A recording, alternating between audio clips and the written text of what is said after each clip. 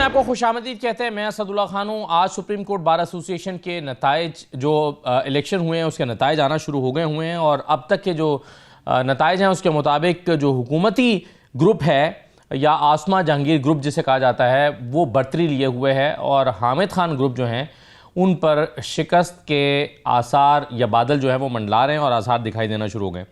अब हामिद खान साहब जो हैं वो इस हालात में कि जब वो वकला तहरीक की बात कर रहे हैं, जब वो कह रहे हैं कि जो आइनी तरमीम है उसके ख़िलाफ़ एक तहरीक चलाई जाएगी, जब वो ये कह रहे थे कुछ दिन पहले हामिद खान साहब कि अगर जस्टिस मंसूर के अलावा किसी और को चीफ जस्टिस लगाया गया तो वकला तहरीक चलाई जाएगी, मगर इन नताइज से तो लगता है कि हामिद खान साहब को वकला की अक्सरियत की जो हिमायत है वो शायद हासिल नहीं है या फिर कुछ और फैक्टर्स हैं जिसकी वजह से ये नताइज आ रहे हैं। और अहम सवाल ये भी है कि जो इन हालात में जो सुप्रीम कोर्ट में जिस तरह से एक आइनी तरमीम के बाद चीज़ें हो रही हैं, एक दोराहे पर खड़ी है सुप्रीम कोर्ट, इन नताइज का आना क्या असरात मुरतब कर सकता है, एक तो हम उस पर बात करेंगे और फिर आइनी तरमीम का चैलेंज होना, प्रैक्टिस एंड प्रोसीजर एक्ट में दोबारा तब्दीली पर गौर किया जाना, नई आइनी तरमीम की बात होना जिसकी खैर अब तरदीद भी आ गई है, और फिर आइनी बेंच के सबरा का मुकर्रर होना, इस पर जो डिबेट चली, इन तमाम चीज़ों में हम बात करेंगे। एतजाज़ एहसन साहब हमारे साथ मौजूद हैं, पाकिस्तान के सीनियर तरीन कानूनदान। बहुत शुक्रिया एतजाज़ एहसन साहब, खुश आमदीद। सर, सबसे पहले तो ये बताइए कि क्या फैक्टर्स हैं आज जो आज के इलेक्शन पर असरअंदाज हो रहे हैं सुप्रीम कोर्ट बार एसोसिएशन के इंतखाबात पर?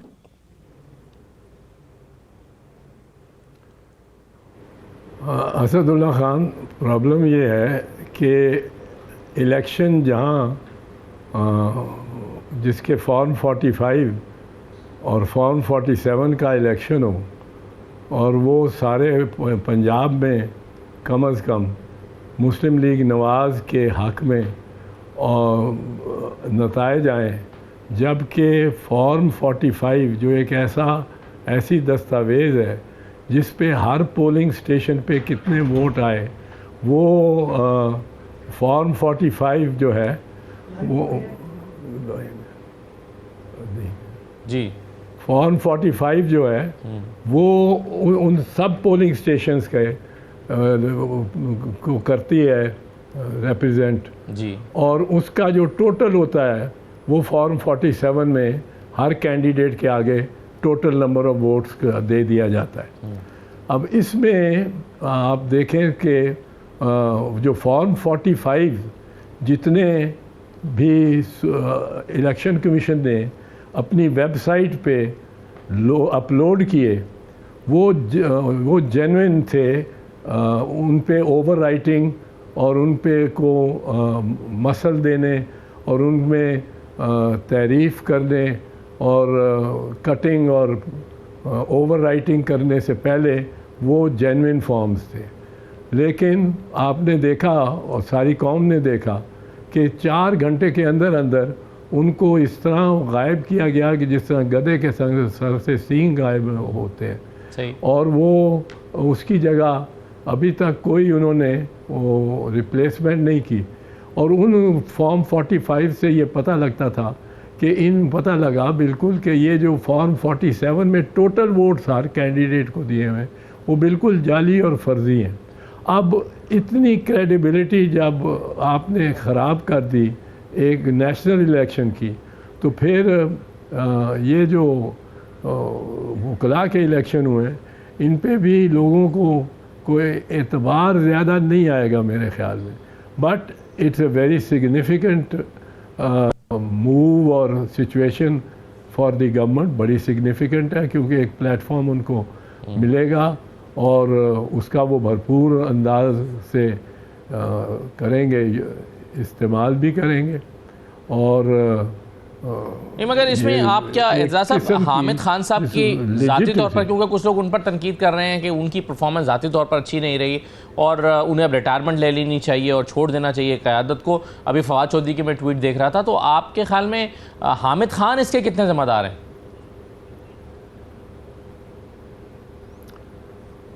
हामिद खान अब तो मतलब है चूँकि वो शिकस्त खा चुके हैं तो बड़ा आसान है सब कुछ उन पे डालना। पर हामिद खान कोई इंस्पिरेशनल लीडर नहीं रहे। मेहनत बहुत करते रहे हैं अपनी कंस्टिट्यूंसी पे, वकला की कंस्टिट्यूंसी पे बहुत मेहनत करते रहे। वकला के साथ राब्ता बड़ा रखते हैं, वकला की कॉजेज़ में हर एक में बड़ा सही स्टैंड लेते हैं, लेकिन वो मेहनत इतनी नहीं करते जितनी वकला को लीड करने के लिए ज़रूरी होती है।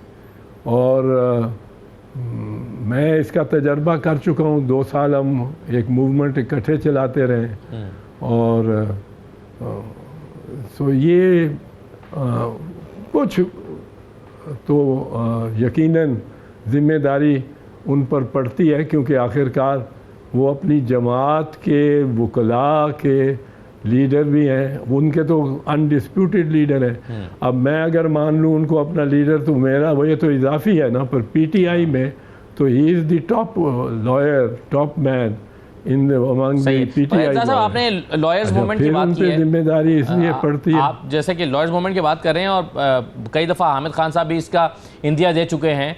आपके ख्याल में कोई मुमकिना अगर कोई वकला मूवमेंट शुरू होने भी वाली थी तो इस इलेक्शन के बाद उसके ऊपर क्या असरात मुरतब होंगे? और दूसरा क्या उस मूवमेंट के साथ जिसके साथ आप कंपेयर कर रहे हैं वैसी कोई मूवमेंट अभी चल भी सकती है, और क्या हामिद खान उसको चला सकते हैं? नहीं, मैं तो इस पे जजमेंट नहीं दूंगा। हामिद खान मेहनत करें, बाहर निकलें और जिस जगह पहुंचना है वहाँ पहुँचे हों तो फिर मूवमेंट चल सकती है। उनको मेहनत काफ़ी करनी पड़ेगी, घर बैठे हुए तो या बाथरूम में बैठे बैठे तो नहीं चलेगी। सही है। तो ये उन पे बहुत बड़ी जिम्मेदारी आ गई है और इस पे जो जिम्मेदारी है वो बुनियादी तौर पे अब हामिद खान पे ही होगी, क्योंकि he is the only one वो जो कि सीनियर है ये, और एक अब सेनेटर भी हैं, और सीनियर भी हैं, और इस इंडिपेंडेंट ग्रुप के भी एक तरह हेड है, चाहे उसमें किसी और को मोतबरी भी दी गई हो। सही। तो जिम्मेदारी तो बहुत बिल्कुल उन पे आती है। और पहुंचने का मकाम पे आपको बताऊं, पहुंचने का बड़ा फ़र्क होता है। 18 नवंबर 1992 को जी पीपल्स पार्टी ने फैसला किया कि लियाकत बाग में हम रैली करेंगे पिंडी में, और सारे पंजाब से और केपी से वर्कर्स और सब लोग आए। अब ये गवर्नमेंट ने, उस वक्त की गवर्नमेंट ने बिल्कुल, नवाज शरीफ प्राइम मिनिस्टर थे, हर तरफ एक कर्फ्यू लगा दिया, सारे पंजाब में कर्फ्यू लग गया। आप अगर लाहौर से पिंडी आना चाहते थे तो आपको 11 मकामात पे बिल्कुल बंद कर दिया जाता, और ये पुल चनाब का, जेलम का, रावी चनाब जेलम, ये बंद थे। उधर से दरियाए सिंध के, अब बीबी शहीद आई हुई थी उस डेमोन्स्ट्रेशन के लिए, और उन्होंने ऐलान किया था मैं पहुंचूंगी जी, मैं पहुंच जाऊंगी लियाकत बाग। इतना लाठीचार्ज हुआ, इतनी बार्ब्ड वायर आई, इतना कुछ हुआ, बट वो अकेली ही तनहा उनकी गाड़ी वो लियाकत बाग पहुंच गई। और लियाकत बाग जब पहुंची तो फिर वर्कर भी निकलने जो कुछ छुपे वुपे इधर उधर थे, और अच्छा भला उन्होंने एक अपना एस्टैब्लिश कर दिया। सही।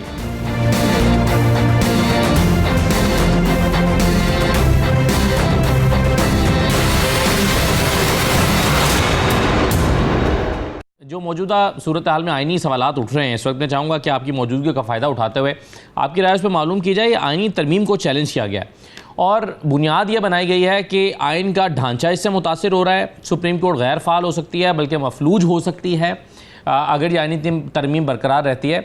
आप ये ग्राउंड्स कैसी देख रहे हैं? क्या वाकई इस बुनियाद पर आइनी तरमीम को चैलेंज किया जा सकता है? और क्या वाकई आपको लगता है कि इस 26वीं तरमीम की रोश के नतीजे में सुप्रीम कोर्ट का ढांचा मफलूज हो जाएगा?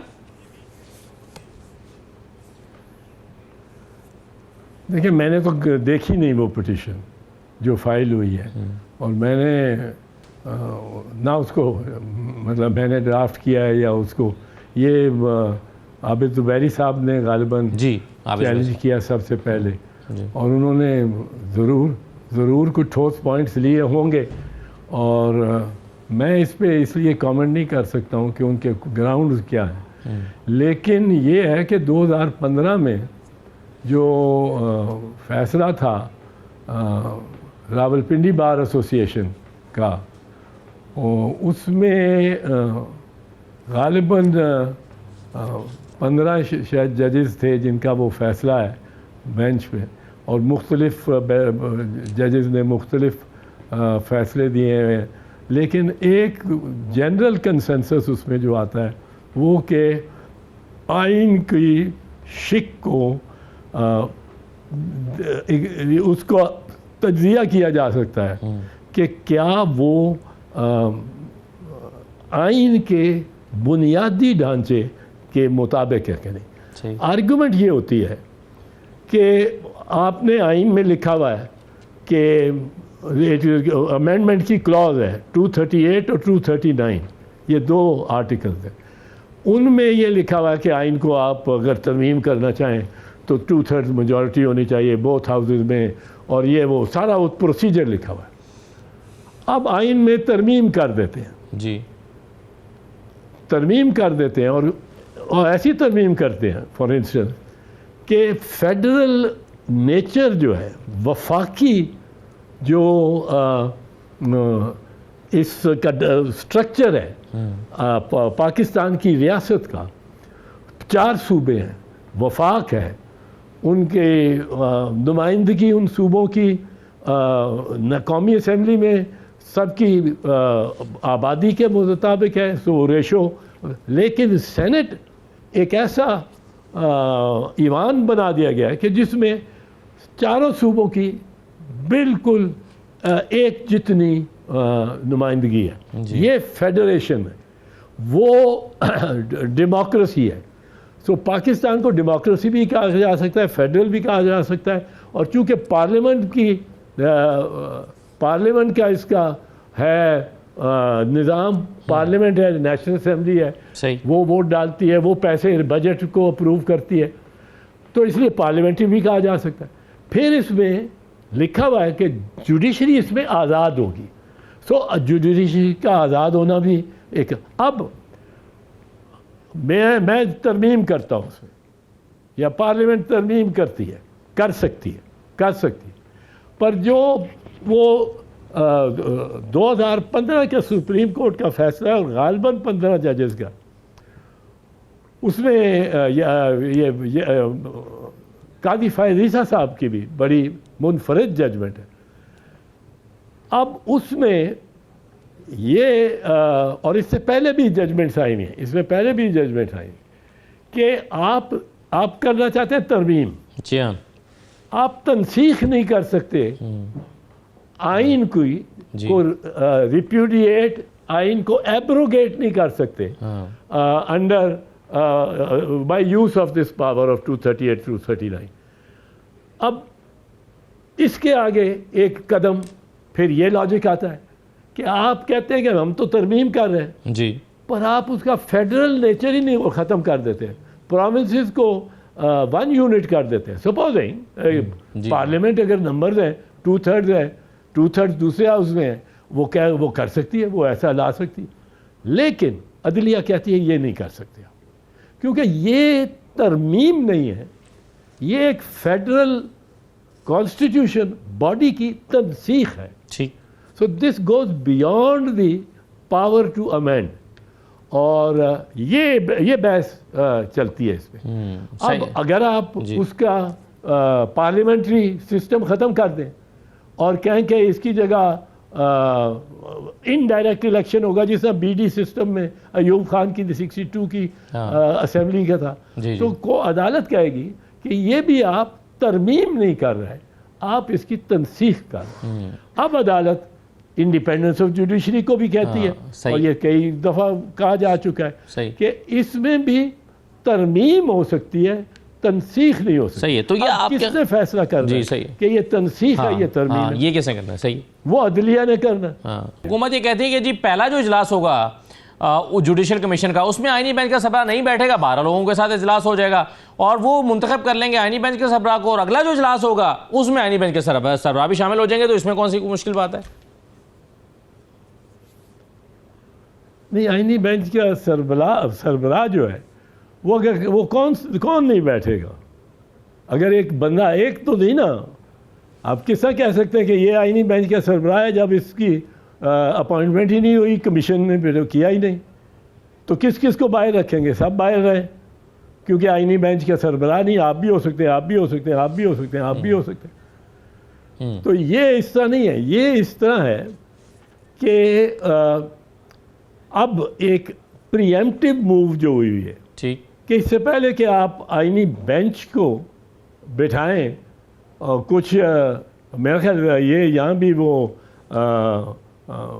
ज़ुबैरी साहब की पिटीशन है जी, कि आईनी बेंच की तश्कील से पहले आप अगर वो तरीक़ाकार आईनी बेंच को की तश्कील का आईनी ज़ाब्ते के मुताबिक नहीं है, तो आप उसको पहले एक तरह प्री ट्रायल उसको डिटरमिन करेंगे। सही।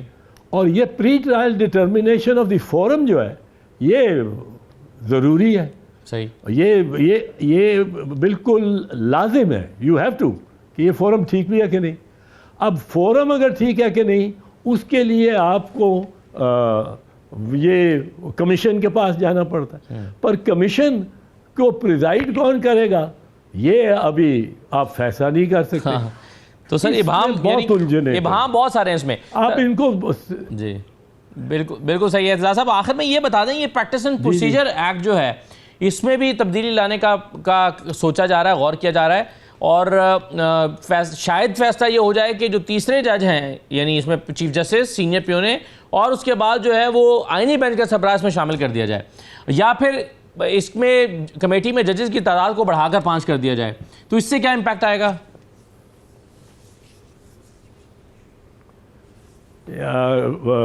असदुल्ला खान, ये इसका कोई फ़ायदा नहीं होता। आज हम गवर्नमेंट को एम्पावर करने और उसके मुकाबले में दूसरे इदारों को डिसएम्पावर करने पे जोर लगा देंगे और कर देंगे। कल हम अपोजिशन में बैठे होंगे और वो सलाहियतें सारी वो हमारे खिलाफ इस्तेमाल हो रही है। होता ही है, पाकिस्तान में यही होता है कि आपने बड़ी धूमधाम से किसी दूसरे के खिलाफ ताकत का इस्तेमाल, सजाद अली शाह को चीफ जस्टिस लगाया, ठीक है, वो हमारे खिलाफ हो गया। हाँ। आपने बड़े आपसे मतलब मैं ये कर हमने बड़े फ़ख्र से और प्राइड से फारूक लगारी हमारा प्रेसिडेंट, उसको लगाया, उसने हमारी गवर्नमेंट को डिसमिस किया। अब ये चीज़ बहुत कॉमन हो गई है कि जो हम गड्ढा खोदते हैं किसी के लिए उसमें आप ही गिरना होता है, और वो वक्त चेंज होते हुए देर भी नहीं लगती। सही।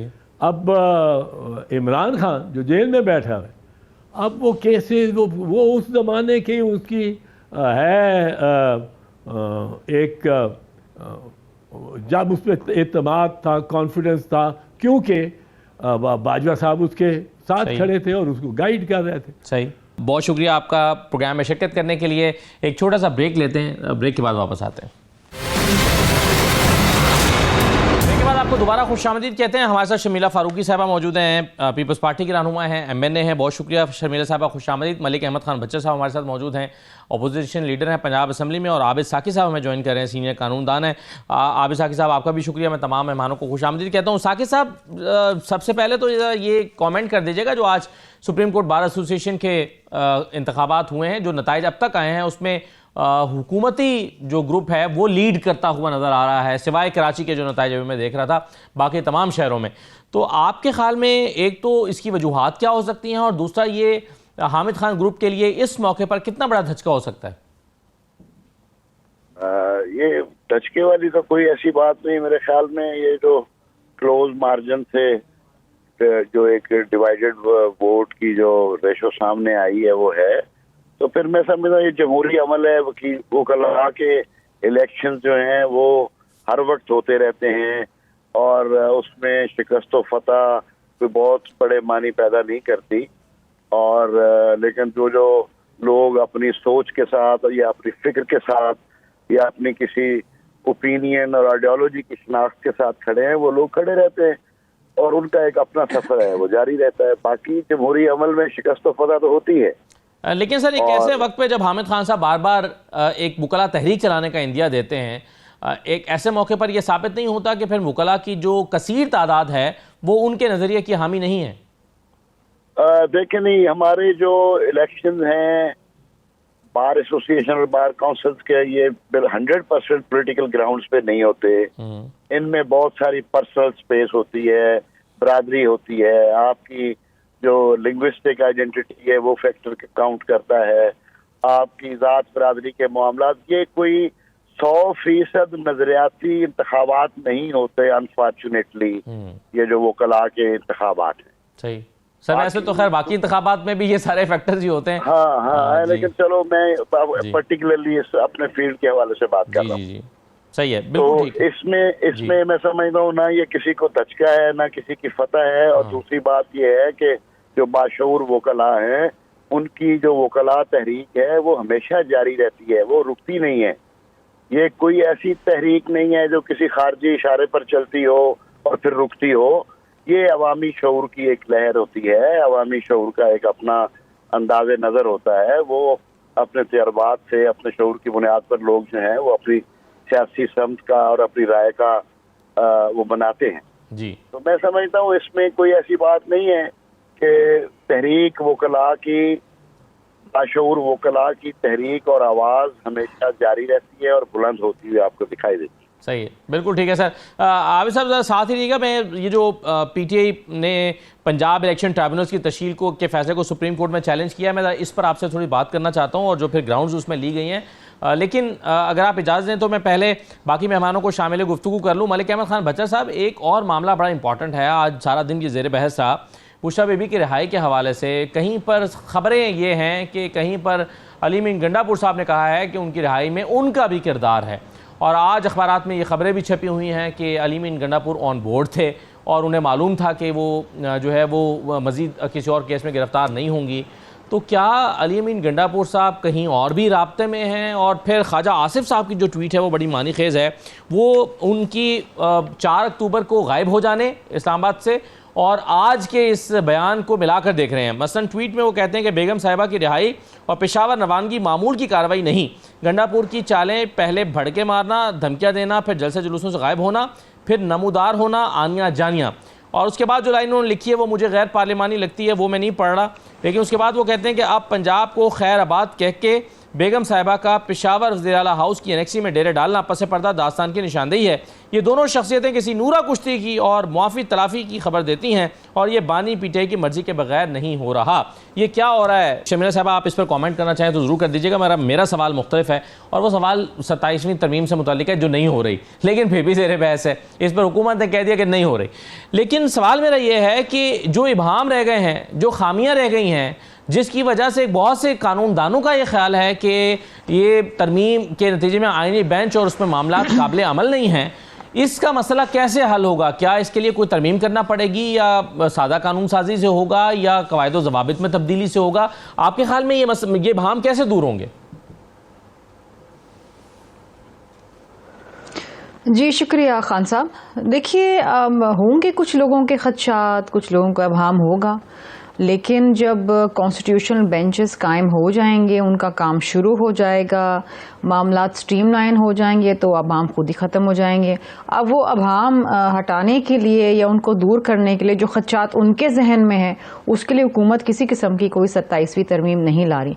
हाँ, किसी और वजह से या किसी और इशू के ऊपर अगर कोई तरमीम आती है तो इस वक्त तो ज़ेरे गौर नहीं है, लेकिन अगर आती है इन फ्यूचर तो उस पर वही लाएमल होगा जो 26वीं तरमीम पे हुआ था। डिस्कशन होंगी, डिलिबरेशंस होंगी, कंसेंसस डेवलप होगा, क्योंकि पीपल्स पार्टी तो कंसेंसस पे ही यकीन रखती है। अब बात यह है कि देखिए इस वक्त कुछ लोग ये भी सोच रहे हैं कि जनाब क्या होगा, ये बेंच क्या करेगा, वो बेंच क्या करेगा, वो जज रिज़ाइन करेगा या ये जज रिज़ाइन करेगा, क्या होगा। हम असेंबली से बाहर निकलते हैं ना, पार्लियामेंट से, तो हमसे मुख्तलिफ टीवी चैनल्स वाले क्वेश्चन पूछते हैं, जी अच्छा इन्होंने रिज़ाइन नहीं किया, आप समझते हैं करेंगे। बहुत सारी चीज़ें लोगों के जहन में आ रही है ना, ये सवाल पूछना उनका हक है। आई थिंक ये in the next 2 to 3 weeks ये चीज़ें खुद ही दम तोड़ देंगी। सही है, लेकिन अभी एतजाज़ साहब थे हमारे साथ प्रोग्राम में, और एतजाज़ साहब पीपल्स पार्टी के साथ ताल्लुक़ भी रखते हैं, लेकिन उससे ज़्यादा उनकी ज़ाहिर है कानूनी शनाख्त ज़्यादा है, मैं समझता हूँ। तो वो ये कह रहे हैं उन्हें पहला ही नुक्ता समझ नहीं आ रहा कि जुडिशल कमीशन का इजलास कैसे होगा, क्योंकि उसका एक मेंबर जो है वो तो आइनी बेंच का सबरा भी है। आइनी बेंच का सबरा इसी बेंच ने मुंतखब करना है। वो कहते हैं पहले अंडा आएगा या पहले मुर्गी आएगी। तो एतजाज़ एहसन जैसा बड़ा दिमाग ये समझने से कासिर है कि ये इजलास कैसे होगा पहला। मैंने कहा ना कि होंगे लोगों के जहनों में सवालात। एतजाज़ एहसन हमारे लिए इंतहाई काबिल एहतराम है, उनकी अपनी एक जो आरा है कानूनी हवाले से, वो अपना एक वज़न रखती है, होंगे। लेकिन आई थिंक ये रूल्स एंड प्रोसीजर के अंदर ये चीज़ें तय हो जाएंगी, और जब भी कोई तरमीम आती है या कोई कानून साजी होती है तो हुकूमत फिर रूल्स बनाती है, और उस रूल्स के तहत फिर आगे मामला चलते हैं। तो मैंने कहा ना अगले 2 से 3 हफ्ते के अंदर तमाम चीज़ें स्ट्रीमलाइन हो जाएंगी, तो ये खदशात ख़त्म हो जाएंगे।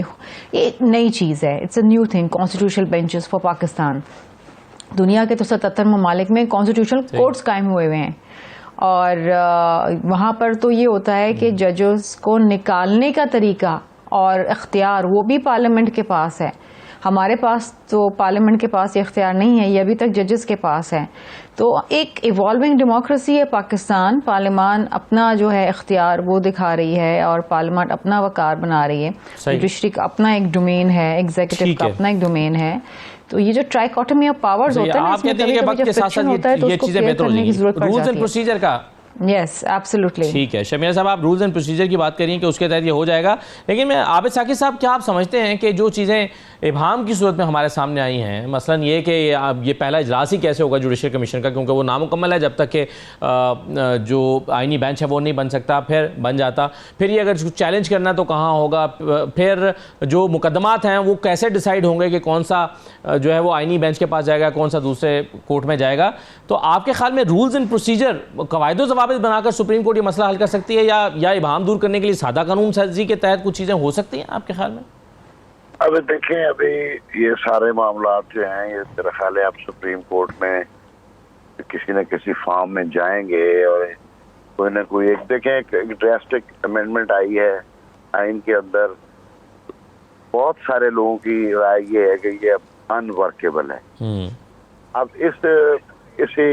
इसको जो है वो देखने के लिए जी अब इस पे टाइम लगेगा। चीजें अब देखें कि कैसे ये पावर का जो एक स्ट्रक्चरल एक इश्यूज होंगे, जुडिशरी वर्सेस एग्जीक्यूटिव, ये इस पे सारा अमल अब देखें। अभी चीजें मेरा ख्याल है सेटल नहीं हुई। अब 27वीं तरमीम आए या और 6-7 तरमीमें आए, डोंट नो, बट जो रेजोल्यूशन ऑफ कॉन्फ्लिक्ट है वो प्रॉपरली नहीं हो सका थ्रू दिस अमेंडमेंट। अब देखें, अभी कुछ कहना हतमी नहीं है। अभी देखें चीजें कि how it takes start and initiative this पे। सही, राइट सर। मैं आबिद साहब साथ रहिएगा, मैं एक छोटा सा ब्रेक लेकर वापस आ रहा हूँ प्रोग्राम में, हमारे साथ रहिए।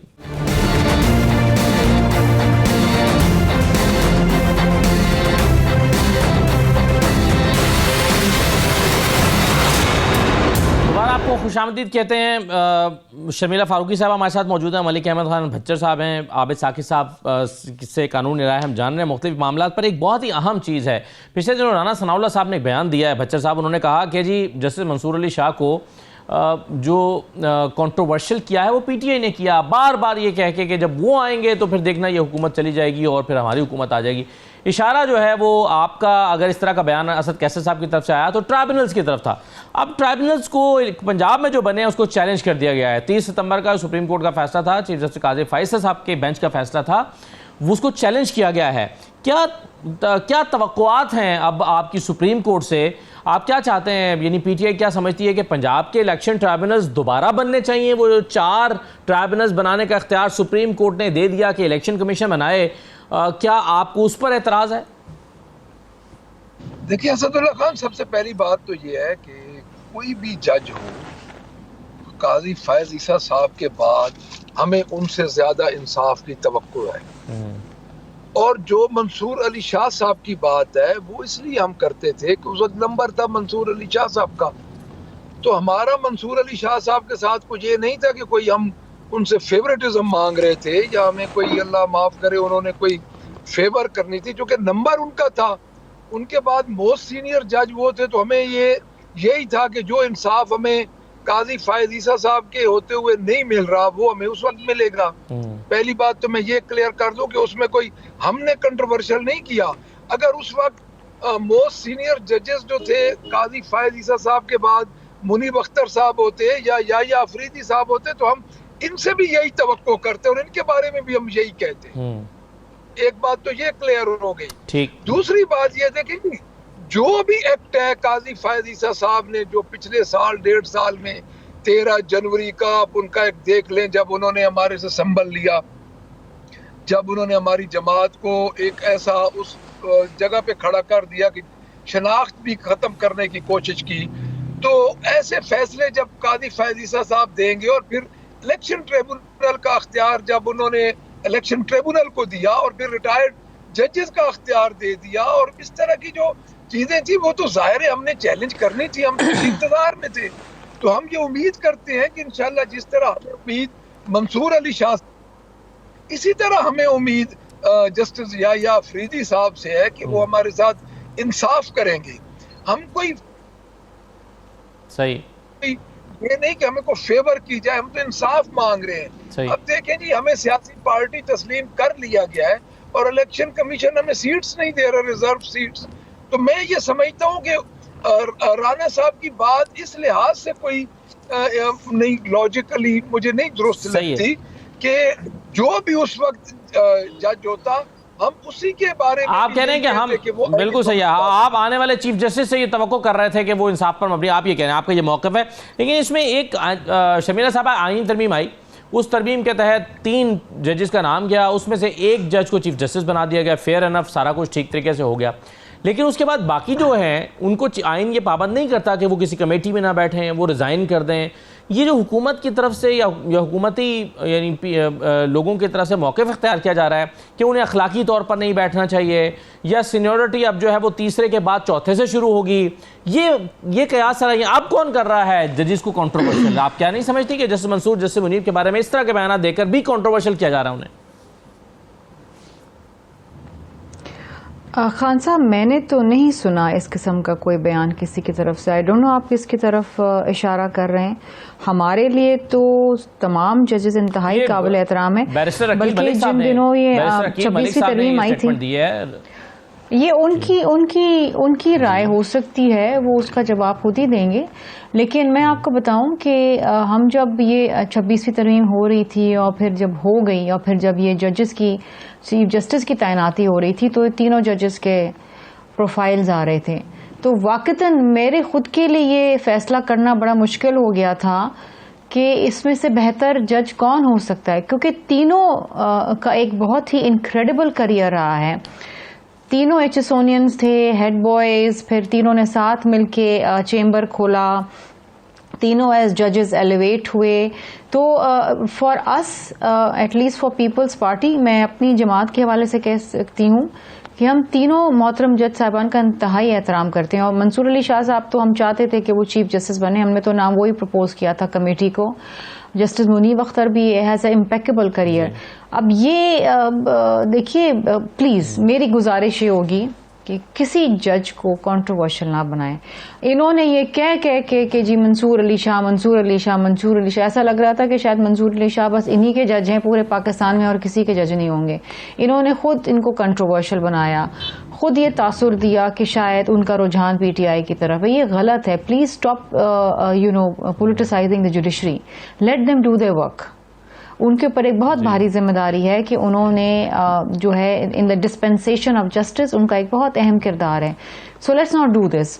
आप जजेस को काम करने दें, उनको फैसले करने दें, एंड आई एम श्योर कि 26वीं तरमीम के बाद जो भी प्रोसीजर बनता है, आईनी अदालतें बनती हैं, वो भरपूर तरीके से काम करेंगी और लोगों के मसाइल हल होंगे।